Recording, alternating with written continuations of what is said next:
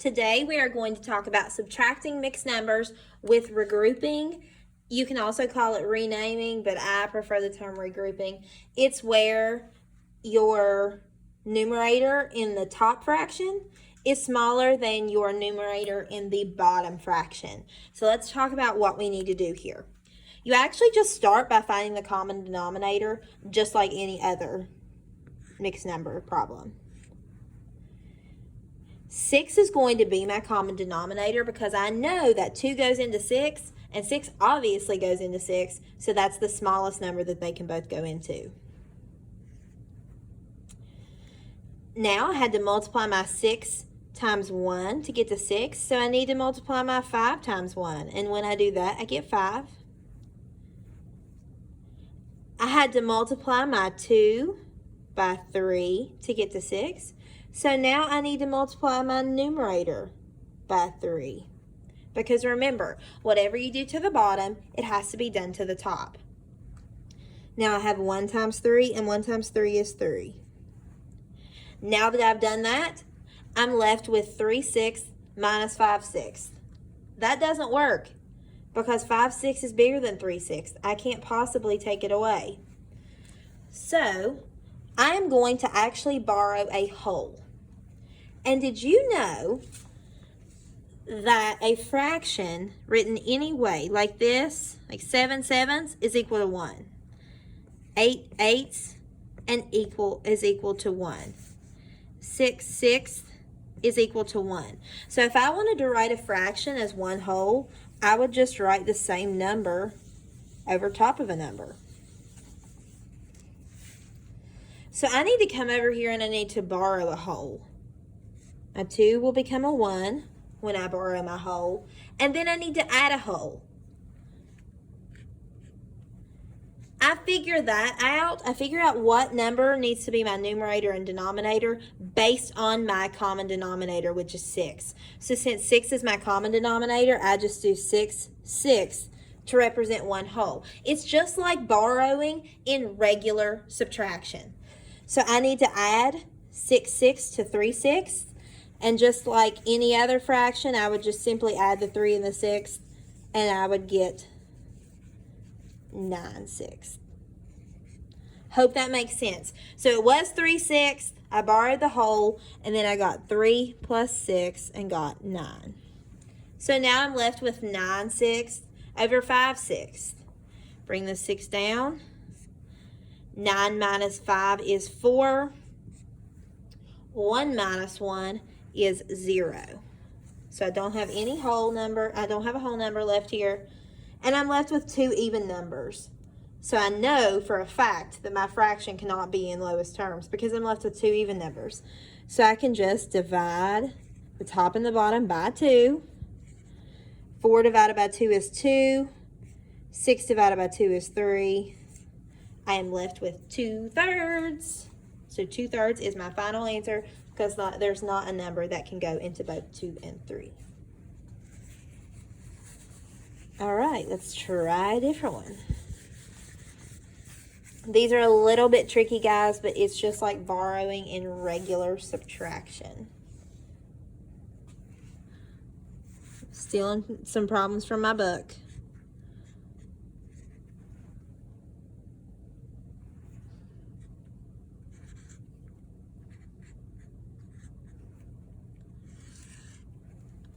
Four and 1/2 minus 3 and 4/5.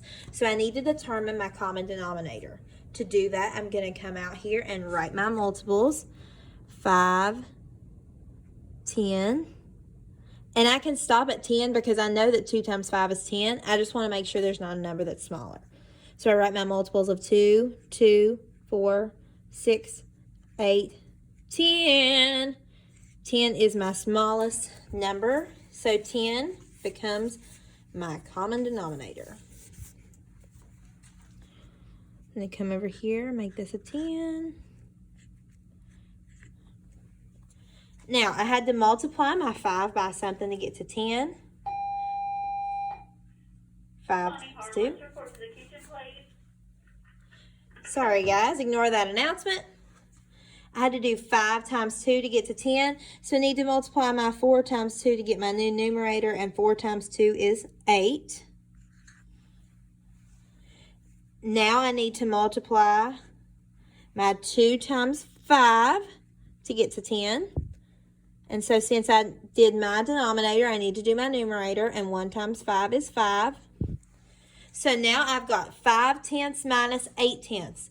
I can't just come down here and put 3, guys, because my 5 is on the top. So I need to borrow 1 whole. So I come over here, my 4 becomes a 3. And when I borrow 1 whole, guys, I'm adding 10 tenths because 10 is my denominator. I don't want to come over here. I don't want to come over here and add 1 over 1 because then I can't do 10 and 1 and come over and do 11 and all that crazy stuff. You just use your denominator as the whole. So 10 over 10.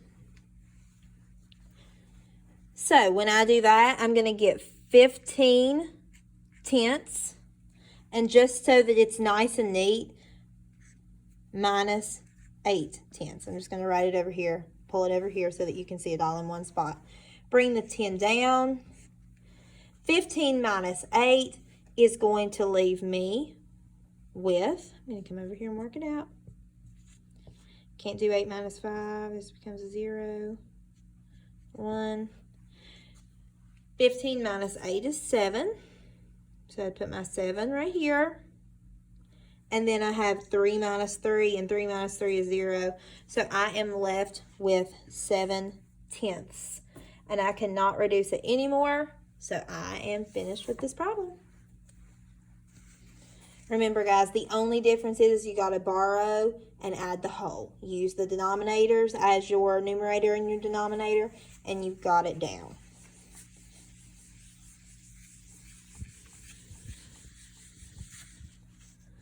One more.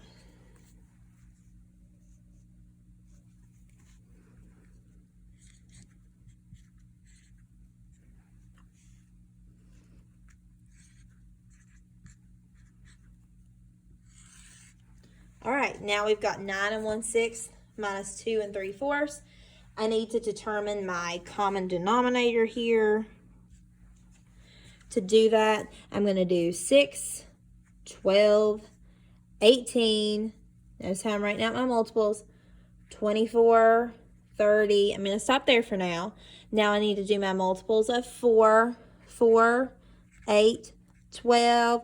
Ding, ding, ding. 12 has to be my common denominator.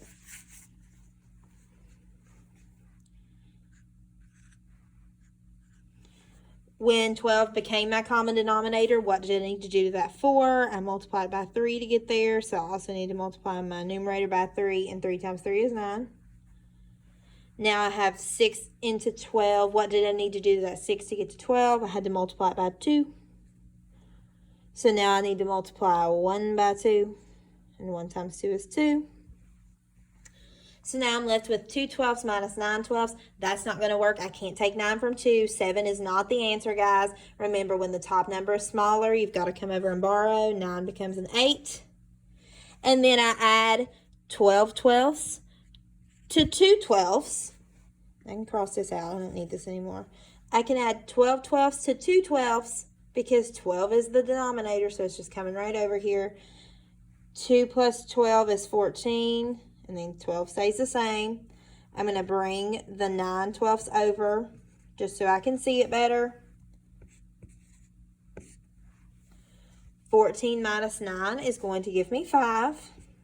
And then 8 minus 2 is going to give me 6. So I'm left with 6 and 5 12ths. That is how you do the subtraction of mixed numbers when you have to regroup. Let me know if you guys have any questions.